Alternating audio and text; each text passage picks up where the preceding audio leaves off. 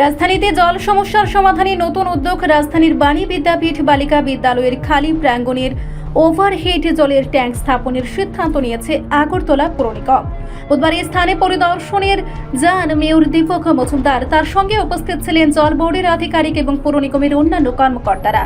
Mayor Dipak Majumdar জানান, রামনগর এলাকার দীর্ঘদিনের পানীয় জলের সংকট দূর করতেই এই উদ্যোগ নেওয়া হয়েছে।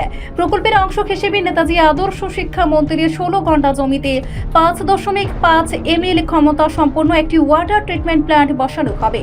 রাজ্য সরকারের ইচ্ছা অনুযায়ী এই প্ল্যান্ট তৈরি হলে 20 ও 32 নম্বর ওয়ার্ড সহ রামনগরের 4 থেকে 10 নম্বর ওয়ার্ডের প্রায় 2700 বাড়িতে জল সংযোগ দেওয়া সম্ভব হবে।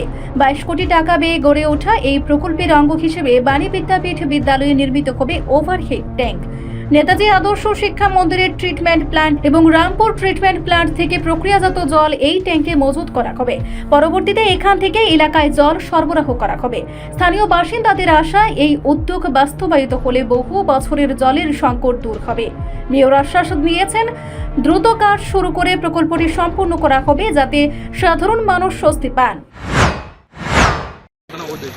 না, এই রামনগর 4 নম্বর রাস্তায় বাণী বিদ্যাপীঠ বালিকা বিদ্যালয়ে ওভারহেড জলের ট্যাঙ্ক করা হবে। এটা মূলত রামনগর বিধানসভার অধিকাংশ এলাকা এবং বরদলি একটা অংশ বিধানসভার, এখানে জলের কিছুটা ক্রাইসিস আছে জল সাপ্লাইয়ের ক্ষেত্রে। তো আমাদের রামপুর যে আছে এখান থেকে আপনার এটাকে জলটা এনে ওভারহেড করে এখান থেকে সাপ্লাই করা হবে মূলত। আর অন্যান্য বিষয় আছে, তারা যেভাবে হোক রামনগর বিশেষ করে 7, 8, 9, 10-এর পিছন যে জায়গাটা এটা জলের একটা ক্রাইসিস আছে, এবং তরুণ সংঘের সামনে যে জায়গাটা, স্পোর্টিং ক্লাবের পিছনের জায়গাটা এবং 16 নম্বর ওয়ার্ডের কিছু কিছু অংশ জলের ফ্লো কম বা কিছুটা ক্রাইসিস আছে। সেদিকে লক্ষ্য রেখে আমাদের সারা আগরতলা শহরে বিভিন্ন ওয়ার্ডে কিছু কিছু জায়গায়, সব জায়গায় না, কিছু কিছু জায়গাতে জলের যে সমস্যা, পানীয় জলের বিশেষ করে সাপ্লাই যে সমস্যা, সেগুলি মেটানোর জন্য আমাদের রাজ্য সরকার বিশেষ করে ত্রিপুরা জল বোর্ড বিশেষ কিছু উদ্যোগ গ্রহণ করেছে।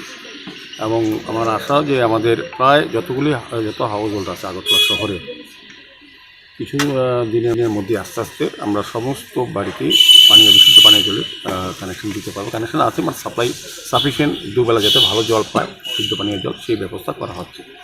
তো বিভিন্নভাবে কিছুদিন আগেও কিছু মাননীয় মুখ্যমন্ত্রীর হাত ধরে কিছু প্রকল্প আমরা উদ্বোধন করেছিলাম, যেগুলো সাপ্লাই অলরেডি মানুষ সুযোগ পাচ্ছে।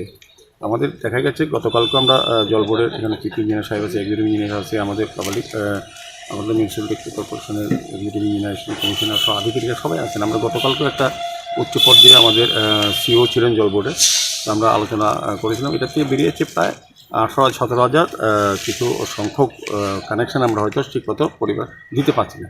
সেটা যদি আমরা এইগুলি কমপ্লিট হয়ে যায়, তো আলটিমেটলি আগরতলা শহরে প্রত্যেকটি বাড়িতেই জলের কানেকশন আছে, যাতে দুবেলা ভালোভাবে জল দেওয়া যায় সেই ব্যবস্থা করা সম্ভব হবে। এটা আমার মনে হয় আগামী 1-1.5 বছরের মধ্যেই আগরতলা শহরে সার্বিকভাবে সবাই জল পাবেন। সেই ব্যবস্থাই আমাদের সরকার, আমাদের পৌর নিগম, আমাদের জল বোর্ড, ত্রিপুরা জল বোর্ড সেই দিশায় কাজ করছে। তো আজকে তো আমরা ইঞ্জিনিয়ার সহ জল বোর্ডে আমরা বসেছি, এবং বাণী বালিকা বিদ্যালয়ে প্রায় 1000 KL মানে 10 লক্ষ লিটার জলের একটা ওভারহেড ট্যাঙ্ক করা হচ্ছে। এখান থেকে সাপ্লাই করা হবে 2000 কানেকশন, 2000 বাড়িতে জল পাঠানো যাবে এই ওভারহেড ট্যাঙ্ক থেকে।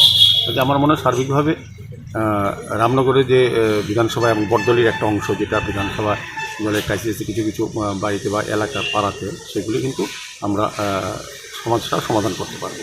কত টাকা কষ্ট? রিপোর্ট সংবাদ প্রতীক্ষা।